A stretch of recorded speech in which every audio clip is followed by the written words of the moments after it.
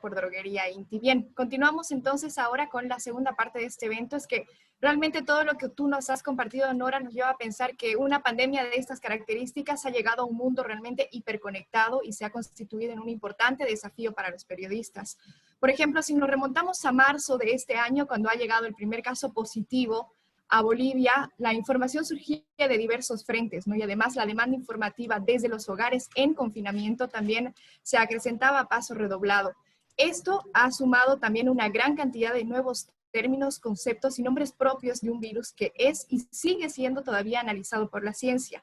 En estos varios meses como periodistas hemos aprendido sobre nuevos términos, por ejemplo, que es muy importante escuchar además las explicaciones de un experto como un médico infectólogo. Es el caso del doctor Juan Saavedra, quien nos está acompañando también en esta tarde y le agradecemos por ser parte también de este proyecto. Juan Saavedra Quintanilla tiene una especialidad en infectología de la Universidad de Buenos Aires y el Hospital de Enfermedades Infecciosas FJ Muniz.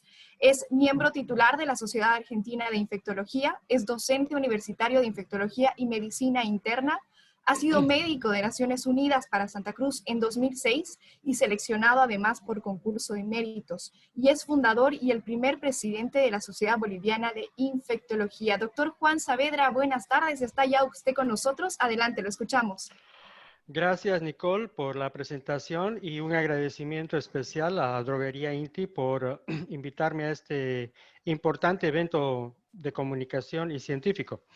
Bueno, voy a compartir pantalla.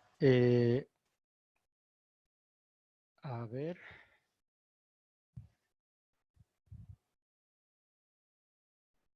Bueno, titulé este tema como, me gustó mucho la presentación de Nora, y es importante que los periodistas profesionales de la comunicación tengan conceptos básicos de lo que se llama medicina basada en la evidencia, con el fin de informar la verdad, que es lo que todas las personas necesitamos, ¿no? Acá en Santa Cruz, en esta epidemia, El Deber y otros canales de televisión han estado informando en forma constante y el nivel científico ha sido muy alto, de tal manera que yo a mis alumnos les digo, bueno, si quieren aprender infectología y si quieren aprender coronavirus, lo que tienen que hacer es leer lo que dicen los periódicos. Bueno, empezaré hablando de que esta es una página muy importante y ha servido de referencia en todo el mundo para que hagamos seguimiento de la pandemia. Nos muestra abajo la forma que tiene en este momento la epidemia, ¿no? Tiene dos mesetas. La primera meseta corresponde a los casos de Europa y Asia, y la segunda meseta corresponde a nuestro continente, al continente americano. Esta es una fuente de información muy importante. Esta información fue todos los datos que voy a presentar son hasta el 27 de agosto. 24 millones de infectados, 830,000 muertos. ¿Cómo estamos en el país? Perdón. A mí me parece importante que veamos cómo se ha comportado la epidemia, la curva de la epidemia en países que ya han pasado por la primera ola. Acá les muestro la imagen de España. Ellos tienen 342,000 infectados. En pocas semanas ellos alcanzaron, fíjense, acá vemos pocos casos a principio, terminando febrero, y en pocas semanas llegaron al pico. ¿Y el pico cuánto significó? Más de 7,000 casos por día. Más de 7,000 casos por día. Luego la meseta duró más o menos un mes y luego empezó a bajar también en forma exponencial, pero más lenta que la subida, ¿no? La subida es exponencial y es más rápida, la velocidad es más rápida, la de ascenso, acá se estabiliza y empieza a bajar de una manera más lenta, pero también en forma exponencial. Fíjense ustedes que el comportamiento de la epidemia en el mes de junio había disminuido a niveles bajos, ¿no? Y de pronto empezó a subir y actualmente ellos están en su segunda ola. Y esto es porque el número de casos que se infectó el número de casos confirmados que se infectaron durante la primera ola están entre el 5 y el 10%. Estamos hablando de casos confirmados por PCR, ¿no? Y se estima que por cada infectado hay entre 5 y 10 asintomáticos. Por cada sintomático confirmado por PCR hay entre 5 y 10 asintomáticos que están circulando, de tal manera que se podría tener una idea general de que más o menos entre el 15 y el 25% de una población se infecta durante una primera ola, eso está todavía por definirse, pero queda una población susceptible que es más del 70%, y esa es la población que se vuelve a infectar si es que no está inmunizada en la segunda ola. ¿Cómo estamos en el país? Esto es importante y quiero que me sigan, por favor, con atención. Y es que he leído por las notas y he escuchado por televisión que ni el Ministerio, ni el CEDES de La Paz, ni el CEDES de Santa Cruz, y menos el Comité Científico del Ministerio, se ponen de acuerdo sobre cuándo llega el pico. Algunos están esperando el pico y están inflando los datos, haciéndonos pensar que en las próximas semanas va a haber una eclosión y va a haber un colapso. Pero en realidad, viendo la curva y cómo es el ascenso que hemos tenido, nuestro país realmente ha aplanado la curva, y enseguida les voy a mostrar los datos de avance de la epidemia. Hemos llegado al pico el 18 de julio. Y esto salió impreso en El Deber el día 3 de julio. Salió esta proyección de que en las próximas 2 a 3 semanas íbamos a llegar al pico, y se cumplió esa proyección. Llegamos al pico el 18 de julio, hemos estado en la meseta y algunos datos muestran de que estamos ya en la fase de descenso, empezando la fase de descenso de la curva. Ahora, ¿cómo se ha comportado la epidemia en nuestro país hasta el momento? Primero, que hemos tenido ya 11 duplicaciones, ¿no? La primera duplicación el 30 de marzo, la segunda el 7 de abril, etc.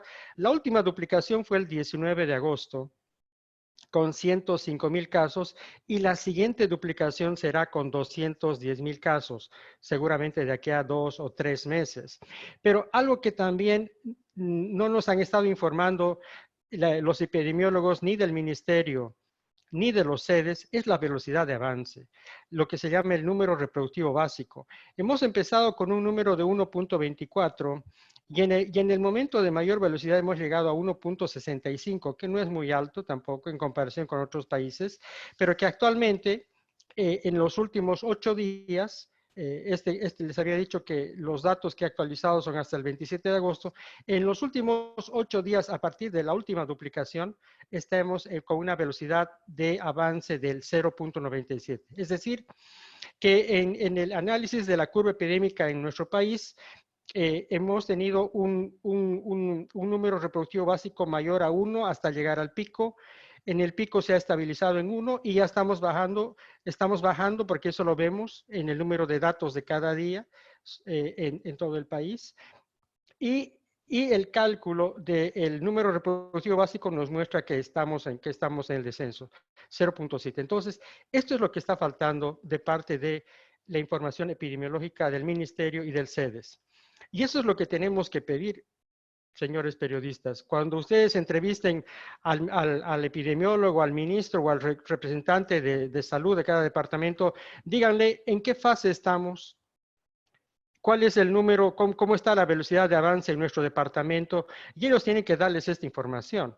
El dato del número reproductivo básico, esa es su función, para eso se han formado como epidemiólogos, ¿no? Bueno, habíamos dicho también, quiero volver a la anterior diapositiva, sobre la tasa de mortalidad. Nuestra tasa de mortalidad es en el 4%. Más de 4,000 muertos registrados. Este también es un dato importante. Más de 4.000 muertos registrados porque han fallecido en los hospitales, pero hay una gran cantidad de muertos que han fallecido en su domicilio y en las calles. Y eso lo hemos visto en fotografías, en videos de lo que ha pasado en el Beni, de lo que pasó en Cochabamba, de lo que pasó en La Paz y también en Santa Cruz. Entonces acá hay una investigación muy interesante publicada por 4 periodistas en el periódico New York Times y donde nos muestra que haciendo un cálculo de los casos de los fallecidos en el año 2019 y los fallecidos en el año 2020, tomando en cuenta el registro civil, acá tenemos un exceso no de 4.000 muertos, tenemos un exceso de 17.000. Y esto ocurre en todos los países, ¿no? Acá, por ejemplo, en Perú, el número de, de muertos, el exceso de muertos son de 27.000. En Chile, un exceso de muertos de 3.000 por semana. En cambio de nosotros, este grupo de periodistas que publicaron la nota hablan de que había un exceso de muertos de 17.000 muertos por cada mes durante la epidemia. Entonces, esto es también algo que nos debe llamar la atención, que si bien los datos de muertos confirmados son más de 4.000, en realidad sabemos que el número de muertos ha sido mayor y probablemente este dato que ha sido publicado en el periódico New York Times está cerca de lo cierto. Otro punto que es importante que se apropien nuestros periodistas son las fases de la epidemia. Y las fases de la epidemia son 4. La fase 1, cuando el país todavía no tiene ningún caso reportado. La fase 2, cuando el país tiene algunos casos reportados, como lo tuvimos en el mes de marzo, estuvimos en el país en fase 2 con algunos casos en Cochabamba, perdón, en Santa Cruz y en Oruro. La fase 3 corresponde a brotes familiares, brotes vecinales, y la fase 4, en la cual estamos todos los departamentos, es la fase de transmisión comunitaria. ¿Qué acciones tiene que realizar el gobierno? ¿Qué acción el gobierno municipal, departamental y nacional? En la primera fase, cuando no hay casos, es la fase de preparación. Preparar el sistema de salud para atender a esta epidemia. Y esa es una tarea en la cual se tiene que trabajar en el tema de diagnóstico, hacer las compras respectivas de reactivos, preparar los establecimientos de salud, capacitar a los médicos en el diagnóstico del paciente, capacitarlos en el uso del equipo de protección personal, tener un proyecto de tratamiento racional del tratamiento básico de los pacientes. Entonces, lamentablemente nosotros no hemos tenido eso. Cuando en esta fase se le preguntaba al ministro, el ministro decía, estamos preparados. Pero la realidad demostró lo contrario, que no estamos preparados. En la segunda fase, en la fase en la cual ya llegan los primeros casos, es el momento en el cual los servicios de epidemiología, los departamentos de epidemiología de todo el país tienen que entrenar a sus epidemiólogos para que hagan algo básico, detectar a los contactos. La trazabilidad es una tarea fundamental, es una tarea crucial que está en manos de nuestros epidemiólogos y lamentablemente no lo han hecho. Y tampoco les hemos pedido que lo hagan, no les hemos preguntado en las entrevistas cuántos contactos tenemos, cuántos contactos son de alto riesgo, cuántos son con contactos que son de bajo riesgo, por qué no les están haciendo las pruebas a los contactos, todos los contactos están en cuarentena, sí, no lo sabemos. Entonces, es el momento adecuado para empezar a hacer ese tipo de interrogantes, porque esa es la información que tenemos que conseguir de los epidemiólogos. Si yo fuera periodista y entrevistara a un epidemiólogo o al ministro de Salud o al CEDES, le haría esas preguntas. Le diría, ¿en qué fase de la epidemia estamos? 1. 2. ¿Con qué velocidad se está moviendo la epidemia en los últimos 10 días? ¿Cuántos contactos tenemos? ¿Cuántos están en cuarentena? ¿Qué pruebas están haciendo? De lo contrario, vamos a estar con el problema de ahora. Una deficiencia total en el manejo de la epidemia en nuestro país. Lo único que escuchamos cada día es el mensaje de que mantengan la distancia, usen barbijo, pero no escuchamos de que hayan implementado grupos móviles de testeo a todos los asintomáticos y a los sintomáticos. Y eso es lo que nos está faltando. Si no tenemos la capacidad de diagnosticar, no vamos a poder aislar a los infectados y por lo tanto no vamos a tener un buen manejo de la epidemia. Otro punto importante es la clasificación clínica de los pacientes, ¿no? El 40% de los enfermos tiene síntomas leves. El 40% tiene síntomas moderados. Este es el grupo que tiene que internarse siempre y cuando tengan neumonía. Este grupo no necesita internarse. El tratamiento se lo puede hacer en su domicilio cumpliendo con las normas de bioseguridad. Este 20% que queda son los pacientes graves. Y dentro de este grupo de pacientes graves que tienen que estar en terapia intermedia y terapia intensiva, el 5% corresponden a los que requieren terapia intensiva porque necesitan soporte ventilatorio, porque necesitan soporte respiratorio, ¿de acuerdo? Y hemodinámico. Entonces, esto es lo que vemos a partir de los datos que tenemos. Tenemos más de 100,000 infectados confirmados que pertenecen a este grupo. Pero por debajo hay un grupo muy importante que es enorme, que son los asintomáticos. Como decía al principio, hay estudios publicados en Italia que hablan de que por cada caso sintomático confirmado, hay entre 5 y 10 asintomáticos que están circulando y que están diseminando la enfermedad. Entonces, el problema de epidemia del COVID, la interpretación de los datos es más compleja. Es como tengamos que interpretar un iceberg. Lo único que vemos es la punta del iceberg, lo que está flotando por encima del nivel del agua, y por lo de abajo no lo estamos viendo. Les comentaba de que a los epidemiólogos, al Ministerio de Salud, a los sedes, tenemos que preguntar esto. ¿Cuál es la velocidad de avance que tiene la epidemia en esa semana? En este momento, en el país, habíamos dicho que los datos del país estamos en 0.9, es decir, como vemos acá, 0.9 significa que a partir de un infectado se infecta casi una persona. Es decir, en términos prácticos, digamos, uno. Pero en cambio, Beni en el mes de mayo estuvo con un número reproductivo básico mayor a 4.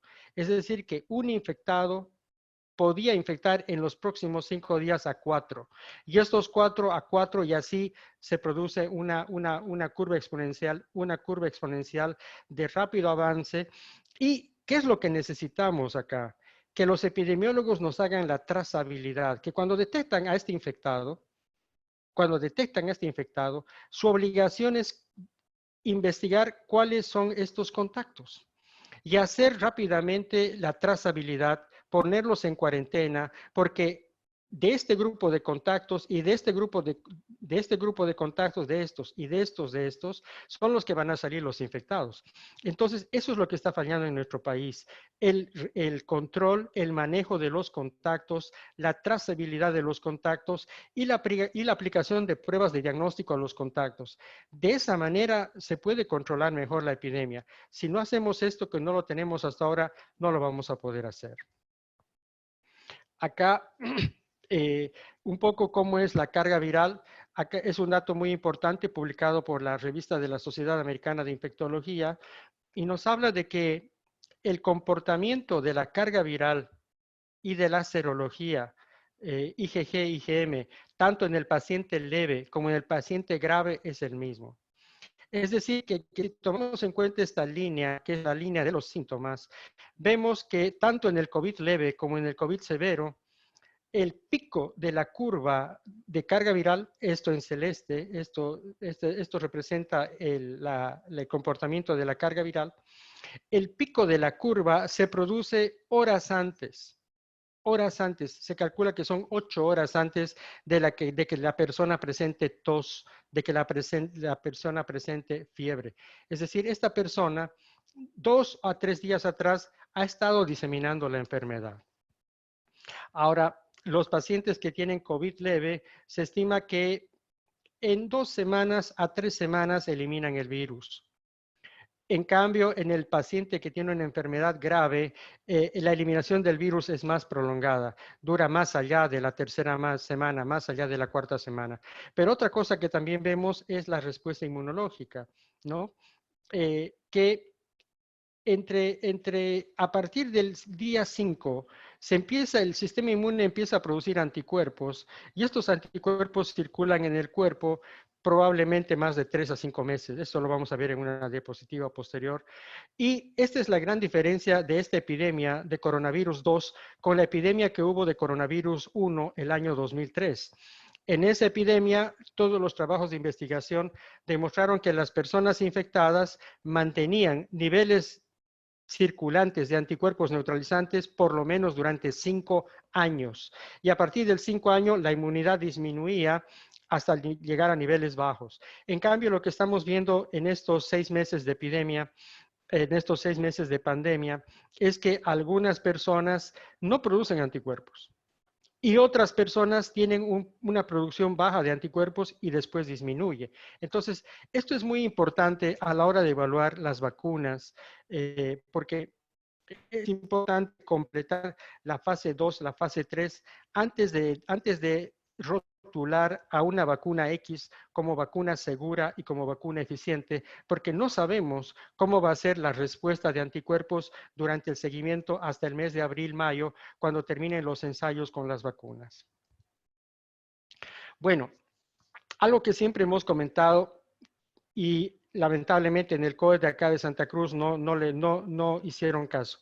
Decíamos que hay países que han logrado controlar la epidemia en la fase 3. ¿Cuál es ese país? Nueva Zelanda. Nueva Zelanda, acá vemos que la epidemia empezó en los primeros días de marzo, igual que en nosotros. Acá vemos los primeros casos el 13 de marzo.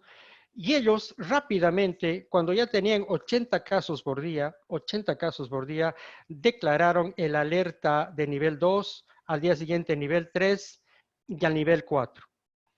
Y posteriormente pudieron controlar rápidamente esta epidemia en la fase 3, donde hay conglomerados en brotes, en conglomerados vecinales, y actualmente están con un escaso número de casos confirmados por día. Y es uno de los países que ha demostrado que ha podido no solamente aplanar la curva, sino aplastar la curva. Esa fue la diferencia en la estrategia que aplicó el gobierno neozelandés. Ellos no dijeron, como dijimos todos, vamos a aplanar la curva. Ellos dijeron, vamos a aplastar la curva. ¿Y cuál fue la diferencia entre la estrategia de Nueva Zelanda versus la nuestra, por ejemplo? Que ellos no solamente cerraron fronteras en esta fecha, antes del 20 de marzo, cuando ya tuvieron pocos casos, los primeros casos cerraron fronteras. No solamente cerraron fronteras por tierra, sino también por aire, pero inmediatamente disminuyeron la transmisión a nivel comunidad, cerrando colegios, universidades, espectáculos públicos y haciendo cumplir la política de quédate en casa. ¿Y cuál fue la siguiente estrategia que los diferenció? Disminuir la transmisión de la enfermedad en base a los casos. ¿Qué quiere decir eso? Detectar a todos los contactos. Entonces los epidemiólogos demostraron para qué se han formado, detectando todos los contactos, poniéndolos en cuarentena y haciéndoles pruebas a los contactos en base a PCR, confirmando rápidamente si estaban infectados o no para que queden ahí en aislamiento o retornen a su casa. Entonces, eso es lo que nos está faltando en nuestro país, que implementemos la capacidad de diagnosticar a través de la PCR y que nuestros epidemiólogos realmente cada día nos digan cuál es el nivel de contactos que existe ese día, cuál es la trazabilidad que han tenido. Indudablemente en la fase 4 es difícil hacer, pero no es imposible. Los chinos lo han hecho. Entonces, si los chinos lo pudieron hacer, ¿por qué no lo podemos hacer los países latinoamericanos? Lo podemos hacer. Lo que falta es organización y trabajo disciplinado. Pero algo también que es importante que el periodismo sepa es que en la fase de cuarentena del gobierno neozelandés, ellos ya tenían un plan que está tipificado como alerta 1, 2, 3 y 4 y que han estado estableciendo a partir de abril, el otro nivel en mayo y el otro nivel en junio, que es algo que nos está faltando en el país, porque una semana se reúne los viernes el CEDES de La Paz, de Cochabamba o de Santa Cruz y dicen, hemos decidido que la próxima semana vamos a hacer tal actividad. Hemos decidido que la próxima semana se va a dar flexibilidad en tal actividad. Están improvisando. Sinceramente están improvisando. ¿Por qué? Porque nosotros como ciudadanos no les estamos pidiendo que demuestren cuál es el plan de manejo de la cuarentena, cuáles son los niveles de fase 1, fase 2, fase 3, fase 4, cuáles son los criterios para pasar de fase 1 a fase 2 y en qué momento cuál es el criterio para retornar de una fase 2 a de una fase 3 a una fase 2. Entonces, eso también es algo que tenemos que trabajar, en que los gobiernos departamentales y municipales tienen que publicar, tienen que hacer conocer al ciudadano común cuál es el plan de la cuarentena, cuántas fases tiene y cómo está estructurada cada fase de cuarentena. Ya estamos entrando en tema, les había comentado de que lo que me interesa desarrollar con ustedes sobre todo es medicina basada en la evidencia para periodistas. Y acá les pongo titulares que pude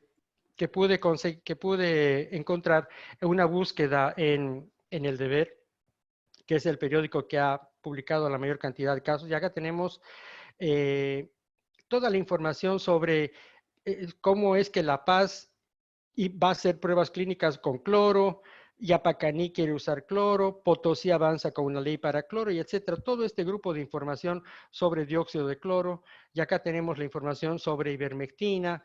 Habla de un equipo de fútbol que logró proteger a la mayoría de sus jugadores, entre comillas, con ivermectina. Que Montero mejoró su manejo de la epidemia, no solamente con el encapsulamiento, sino también con la ivermectina, etcétera. Entonces, es importante que analicemos cuál es el conocimiento científico que está detrás de estas informaciones que reportan los diferentes medios de prensa. Y esto, como decía Nora, que me gustó mucho su presentación y me dio pie para continuar, es esto, la jerarquía de los niveles de información científica. Acá la información científica es como una pirámide en la cual en la base están todas las investigaciones de laboratorio. Todo lo que se investiga en laboratorio, por ejemplo, que la ivermectina sirve para tratar dengue en laboratorio, que la ivermectina sirve para tratar Zika, chikungunya en laboratorio, corresponde a este nivel, a un nivel de nivel científico de este nivel. Cuando esos investigadores publican trabajos de que la ivermectina logró eliminar el virus en un ratón, ya estamos en un nivel superior. Cuando expertos hacen comentarios sobre la utilidad de la ivermectina o de otro producto, o cuando un medio masivo de comunicación redacta un editorial, estamos en este nivel, ¿no?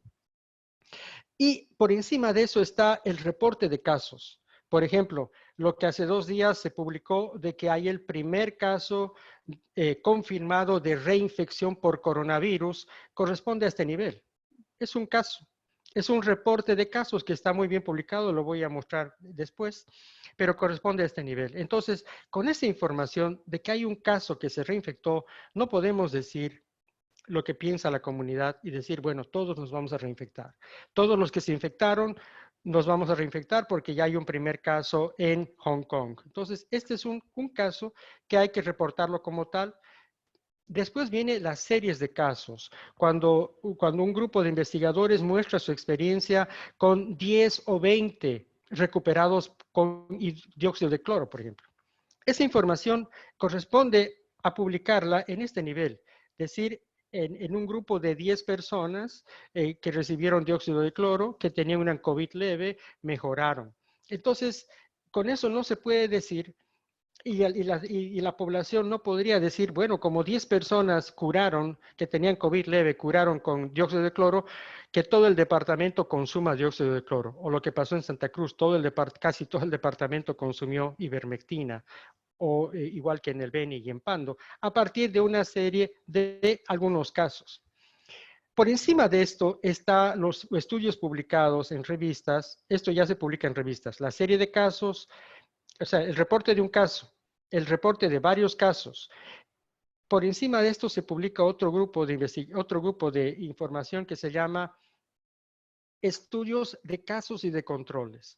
Entonces acá lo que hacen es comparar un tratamiento, por ejemplo, favipiravir más interferón hoy versus un tratamiento que hicimos hace 2 meses y que era lopinavir, ritonavir más interferón. Y entonces eso preparamos un documento, lo enviamos a la revista y la revista lo publica como un trabajo de casos y controles. Entonces, lo que tenemos en este momento en el país es un trabajo de casos y controles mostrando que el favipiravir asociado al interferón, 2 medicamentos, pueden disminuir la carga viral en 4 días en comparación con el lopinavir, ritonavir asociado al interferón en 11 días. ¿Cuántos pacientes participaron en ese estudio? 40 pacientes. Es decir, es un número, es una muestra pequeña de un estudio que es científico, pero que no tiene un nivel tan importante para que sea reproducido, que sus resultados sean reproducidos en todos los países del mundo. Entonces, este estudio y el estudio de cohortes, donde se agrupa al mismo tiempo 2 grupos y se investiga, se llaman estudios observacionales. ¿Por qué? Porque no se ha hecho la intervención, se ha observado nada más. Entonces, estos estudios hay que publicarlos de esa manera, que en un estudio observacional basado en casos y controles o un estudio observacional basado en cohortes se encontró tal resultado. Por ejemplo, el estudio que comentaba Nora sobre el virólogo francés, lo que encontró fue un estudio de casos y controles. Él reportó esto. Con menos de 30 pacientes de casos y controles, encontró que en la mayoría de ellos curaban con hidroxicloroquina más acitromicina.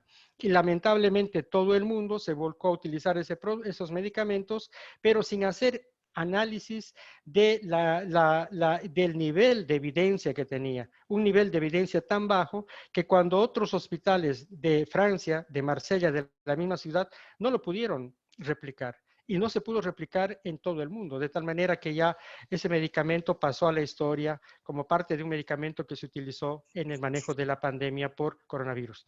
Y desde acá para arriba, desde esta línea, por encima de los estudios de corte, están los ensayos clínicos controlados, que la mayoría son dobles ciegos o a veces son abiertos.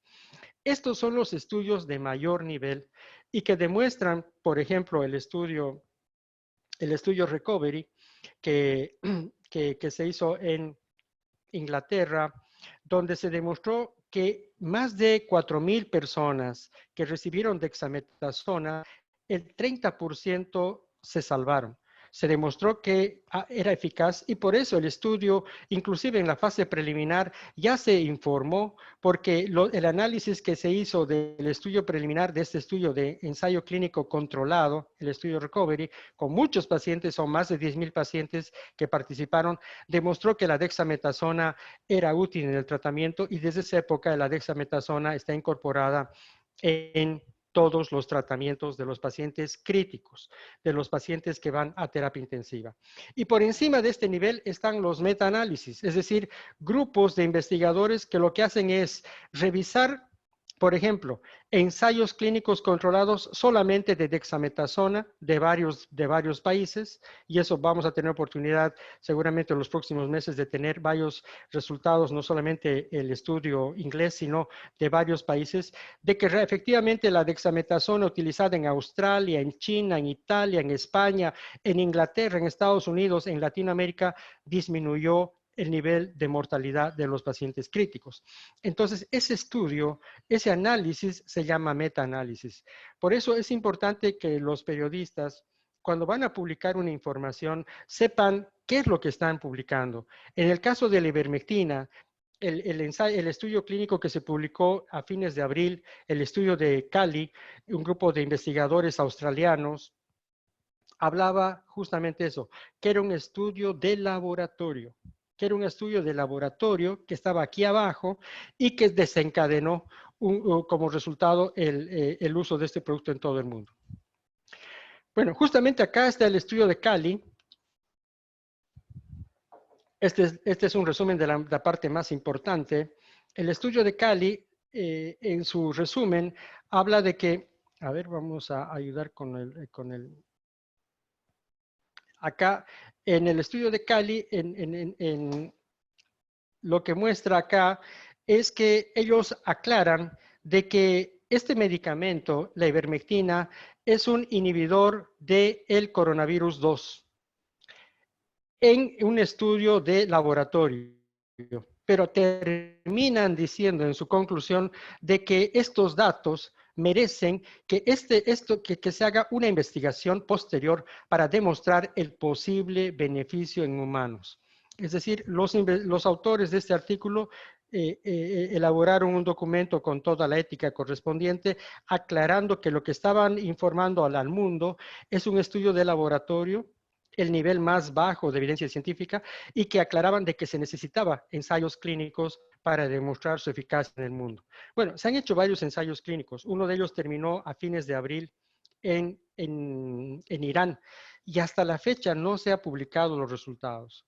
Entonces uno se pone a pensar y dice, si el ensayo clínico terminó a fines de abril, digamos en mayo, en Irán, utilizando ivermectina en pacientes, si el resultado hubiera sido favorable, ya se hubiera publicado no solamente como versión, como información preliminar, sino como información consolidada. Hasta el momento no hay ningún ensayo clínico que haya demostrado la eficacia de ivermectina en los pacientes, y estamos esperando que alguno se publique, pero seguramente no se va a publicar. Pero sin embargo, muchos pacientes han recibido este medicamento sin ninguna utilidad. Posteriormente, en el mes de mayo, un grupo de 3 médicos que trabajan en Estados Unidos, que son Amit Patel, Tapan Desai, David Granger y Mandip Menra, publicaron un estudio sobre ivermectina que no estuvo en una revista, sino publicó en las redes, y ellos aclaraban lo siguiente, decían, este es un estudio internacional. A ver, vamos a usar. Este es un estudio internacional observacional, es decir, que no tiene el nivel de ensayo clínico controlado, utilizando casos y controles desde el mes de enero hasta el mes de marzo. Entonces, al leer uno el artículo ya pone en duda la evidencia, porque dice, si los investigadores han demostrado que la ivermectina era útil en los experimentos de laboratorio, y eso fue publicado en abril, ¿cómo es que estos 3 médicos publican información de investigación en humanos que empieza en el mes de enero y termina en marzo? Es decir, antes que se publique el otro.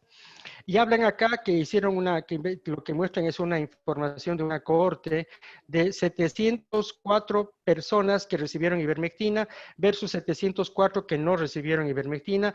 Y acá demuestran además otra cosa. Dicen, 400 pacientes pertenecen a Norteamérica, 34 a Sudamérica, estamos hablando de enero a marzo, cuando empezó la epidemia, llegó la epidemia a Latinoamérica. Ellos dicen que ya tenían 34 pacientes en Latinoamérica, 107 en Europa, 30 en África, etc. Esto fue, por ejemplo, un artículo que fue publicado posteriormente en un periódico de Santa Cruz y dio lugar a que mucha gente, como lo vio publicado en un periódico, compre el medicamento y lo utilice.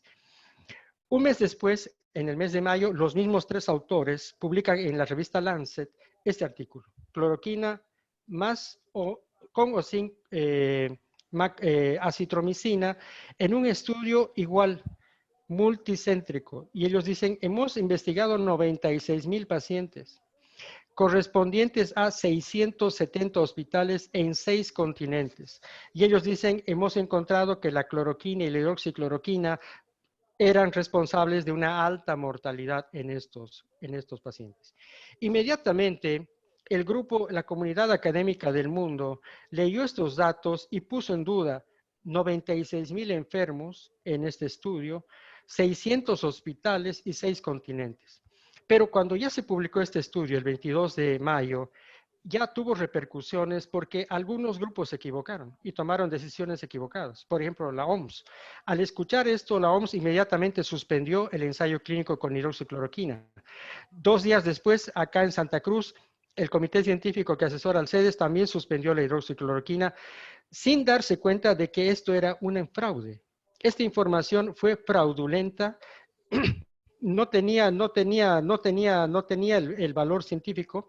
Y justamente la comunidad científica le envió una carta al director de la revista para decir, nosotros queremos ver la información básica, queremos tener acceso a las 96,000 historias clínicas para confirmar que estos investigadores dicen la verdad. Obviamente, el director de la revista no lo pudo demostrar y después publicó una carta indicando que se habían equivocado, que el equipo de editores no había tenido tiempo para revisar la información y que esta información fue equivocada. Pero esto se publicó en el Lancet. Lo que pasó es que ya los que leímos el artículo anterior publicado en las redes sociales por estos mismos tres autores sobre la ivermectina, lo que pensamos es que ellos hicieron la prueba con esta información falsa, demostrando hablando que la ivermectina era útil.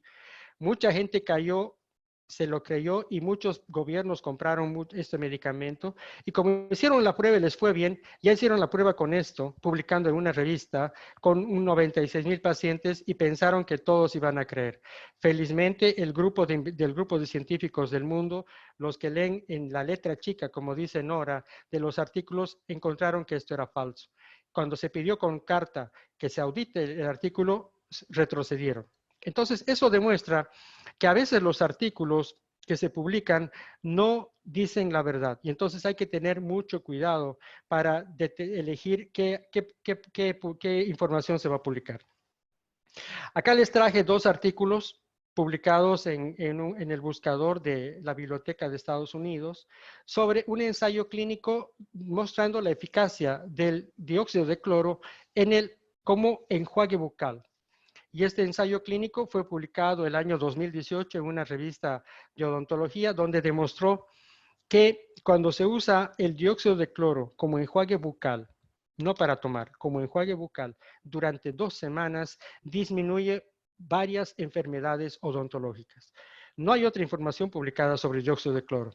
Y este otro trabajo, que es publicado por el CDC chino, el Centro de Control de Prevención de Enfermedades de China, lo que publica un artículo en el cual dice, hemos demostrado que el dióxido de cloro es un excelente desinfectante para disminuir el grado de infecciosidad, de contagiosidad del agua contaminada que eliminan y que producen los hospitales. Entonces, ellos aplicaron en China el dióxido de cloro para desinfectar las aguas servidas que eliminaban con el fin de no contaminar mucho el ambiente y demostraron que era una excelente opción.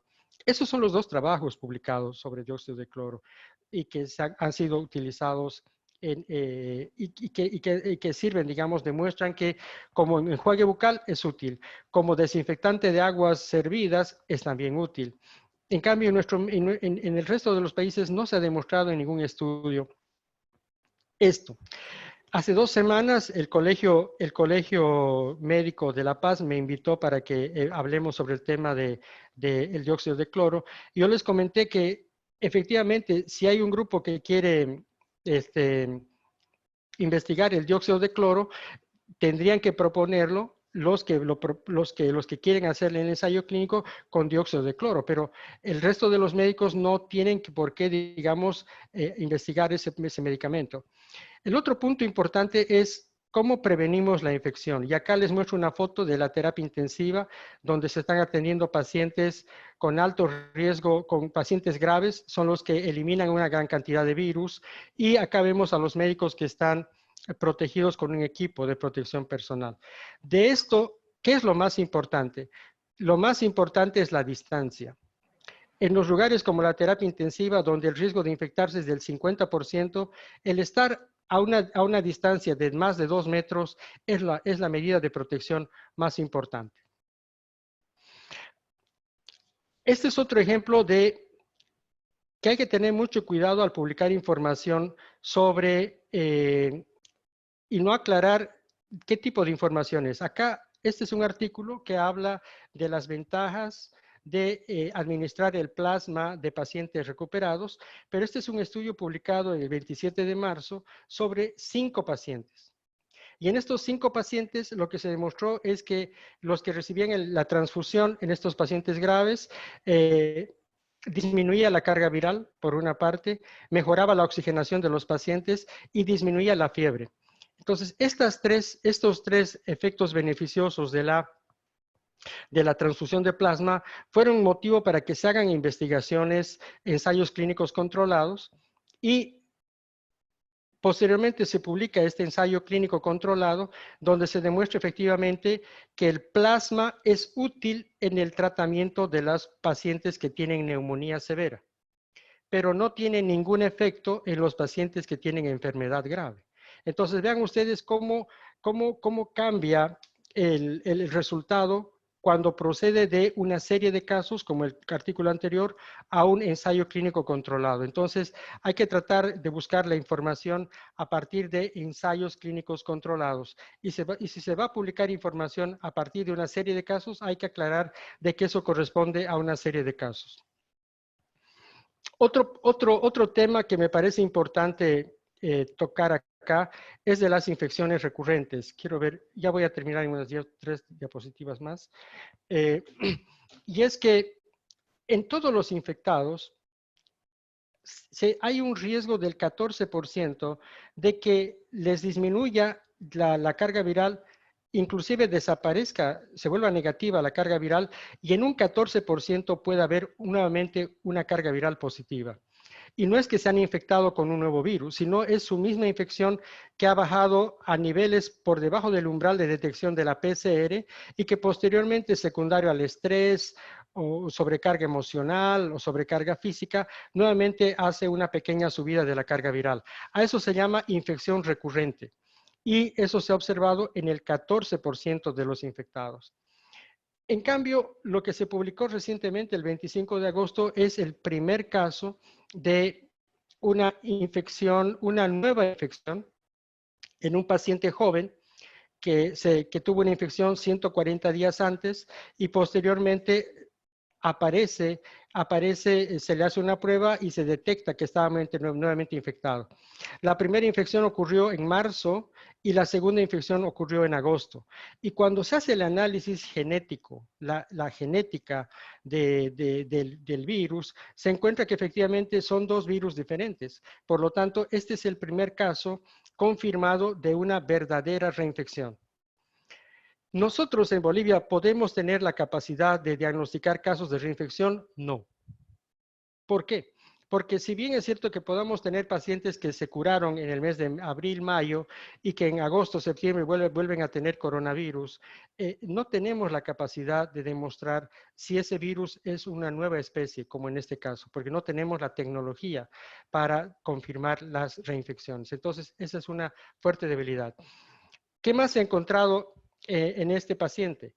Se encontró que cuando se le hizo la detección de virus, de anticuerpos neutralizantes, en el primer día no tenía anticuerpos neutralizantes y que empezaron a aparecer al cuarto día. Es decir, que este paciente que tuvo COVID leve en el mes de marzo, aparentemente no tuvo una buena producción de anticuerpos y posteriormente en el mes de agosto se volvió a infectar, probablemente en España, y al volver a Hong Kong, en el aeropuerto le hicieron la prueba de la carga viral y encontraron que era positivo.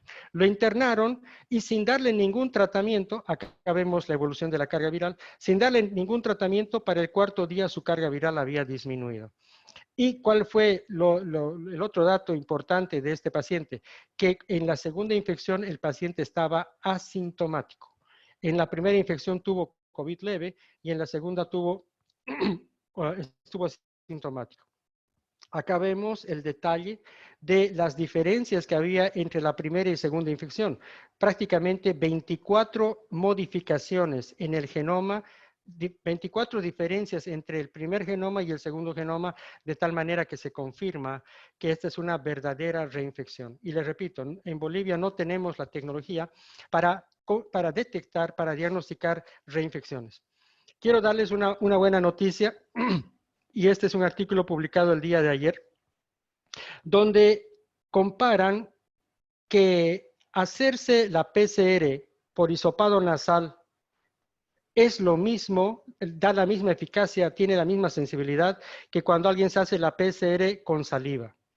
Y acá este estudio muy importante demuestra eso, que hasta el día 10, inclusive la carga viral en la saliva es mayor que la carga viral en la nariz, y a partir del día 11 disminuye. Entonces, a los que han tenido la experiencia desagradable de que les hagan la prueba del hisopado, saben que es una prueba muy molestosa, en algunos casos dolorosa.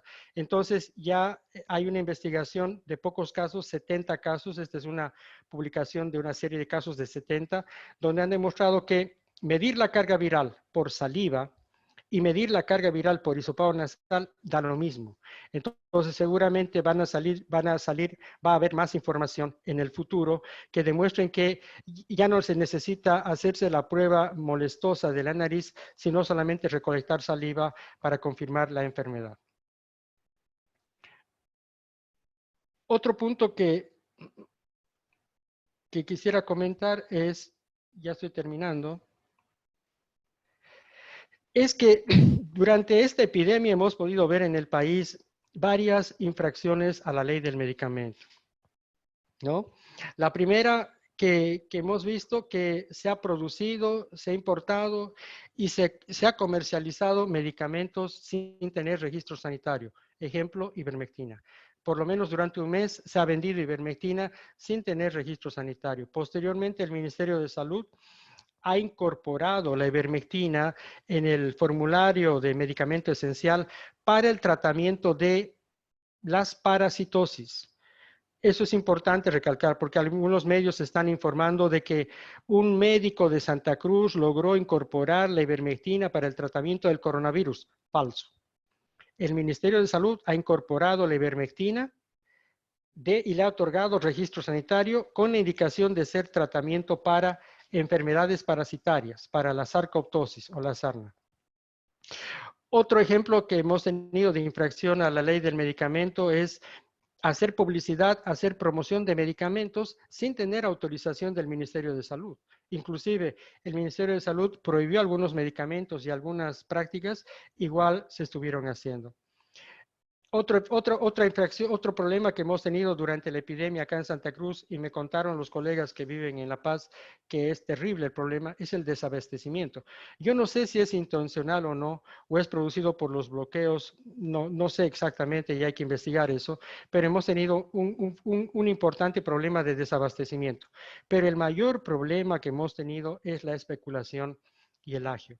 Medicamentos básicos como ibuprofeno, paracetamol, aspirina, acitromicina subieron a precios exorbitantes durante esta epidemia y en algunos casos no se lograba conseguir a pesar de un costo alto.